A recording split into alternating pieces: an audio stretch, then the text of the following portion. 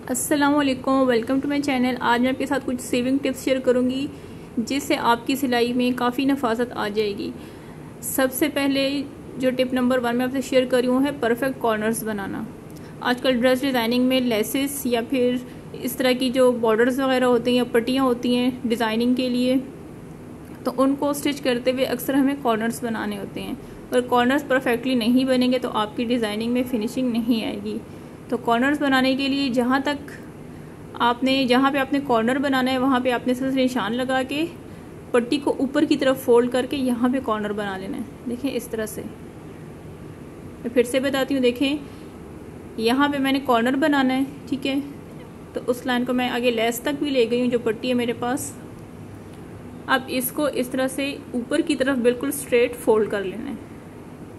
देखें इस तरह से फोल्ड करने के बाद इसको इस तरह से नीचे की तरफ टर्न करते हुए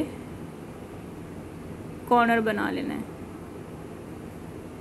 तो आपका बिल्कुल परफेक्ट कॉर्नर बन जाएगा। अब इसके ऊपर सिलाई लगा लेनी है।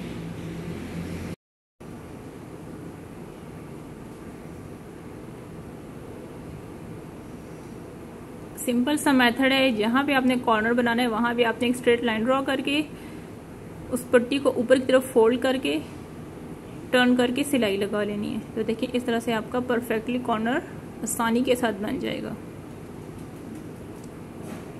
टिप नंबर 2 में मैं आपको परफेक्ट राउंड नेक लाइन की कटिंग बताऊंगी, क्योंकि कुछ जो मेरी बिगिनर्स सिस्टर्स हैं उनसे राउंड नेक लाइन परफेक्टली नहीं बनती, उसके गुलाई में कोई ना कोई मसला आ जाता है। तो जितनी भी आपने नेक लाइन की चौड़ाई लेनी है उस पर आपने यहाँ पे मार्क कर लेना है। यहाँ पे मैं 3.5 इंच इसकी चौड़ाई ले रही हूँ।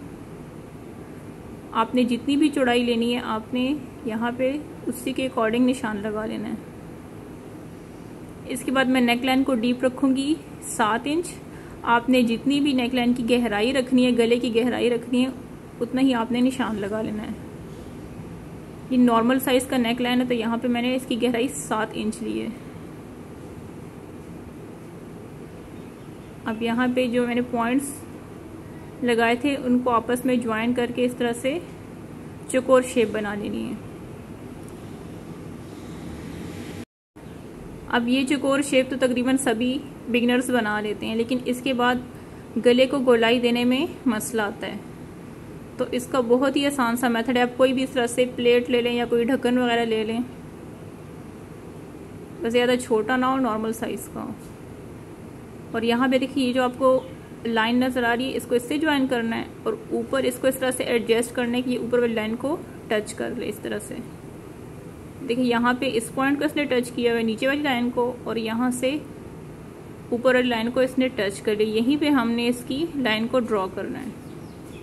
इसे आपने ध्यान रखना है कि दोनों लाइंस को ये टच करे, इस तरह से नहीं रखना आपने। इसको आपने इस तरह से एडजस्ट करना है कि नीचे वाली लाइन को भी ये टच करे और ऊपर वाली लाइन को भी। देखिए इस तरह से इसको एडजस्ट करेंगे। दोनों लाइंस को ये ढक्कन टच कर रहा है तो इसके बाद इस तरह से इसको लाइन ड्रॉ करके गोलाई दे देनी है। अब इसके बाद इसकी कटिंग कर लेंगे।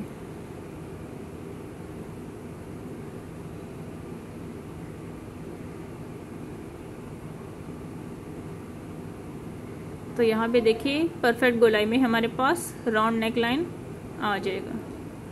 इसके बाद टिप नंबर 3 में अक्सर हम लेसेस या बॉर्डर्स या इस तरह की जो डोरी स्टिच करते हैं पैनल्स में, या फिर वैसे ही अगर हम इसको किसी और डिज़ाइनिंग में यूज़ करें तो अक्सर स्टिच करते हुए फैब्रिक में खिंचाव आ जाता है और फिनिशिंग के साथ हमारी लेस पट्टी या फिर डोरी स्टिच नहीं होती।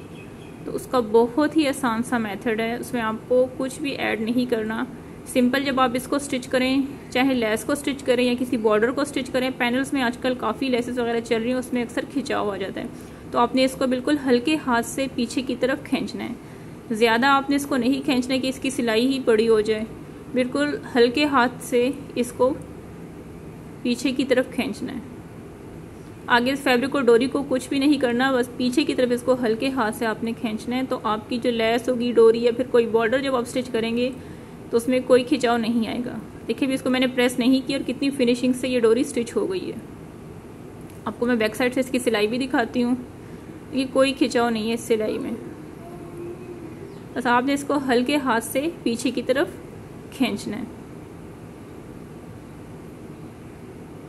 प्रेस करेंगे तो इसमें और फिनिशिंग आ जाएगी। अभी भी इसमें कोई खिंचाव नहीं है।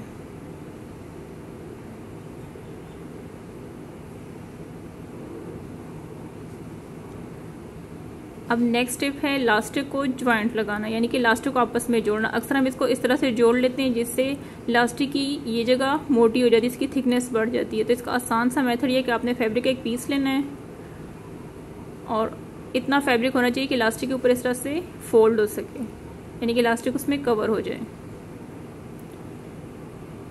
अब जहाँ भी आपने ज्वाइंट लगाना है तो आपने इस तरह से दोनों जो इसके सिरे हैं आपस में इस तरह से ज्वाइन कर लेना है और इसके ऊपर इस तरह से फैब्रिक को टर्न करके सिलाई लगा लेनी है।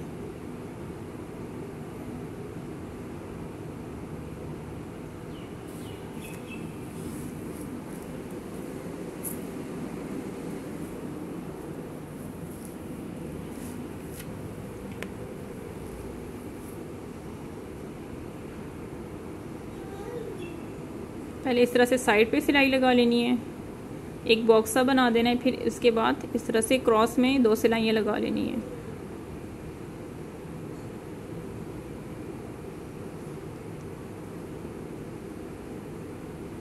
तो इस तरह से आपका जोड़ आसानी के साथ लग जाएगा और यहाँ पे थिकनेस उसी तरह से ही रहेगी।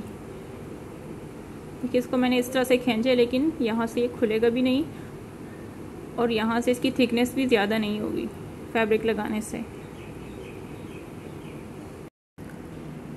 अब यहाँ पे देखिए स्लीव्स की फिटिंग की सिलाई मैंने लगा ली है। अब जो इसका एक्स्ट्रा फैब्रिक होता है इसको हम किस तरह से कवर करें कि इसमें फिनिशिंग आ जाए और पहनने के बाद यहाँ से ये बाहर की तरफ ना निकले। यहाँ से मैं थोड़ा सा फैब्रिक ट्रिम कर लेती हूँ।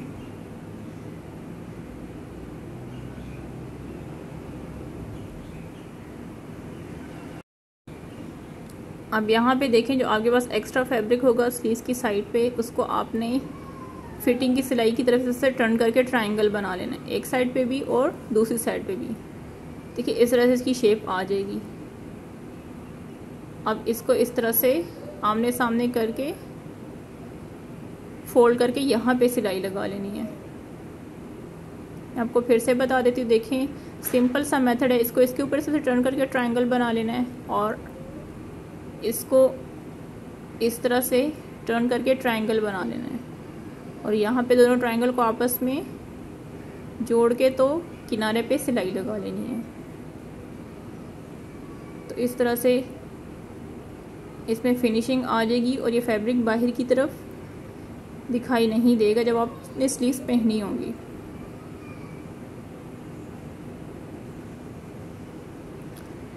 उम्मीद है आज की वीडियो आपको पसंद आई होगी। वीडियो को लाइक कर दें, शेयर कर दें और चैनल को सब्सक्राइब करना ना भूलिएगा। मिलते हैं नेक्स्ट वीडियो में। अल्लाह हाफिज़।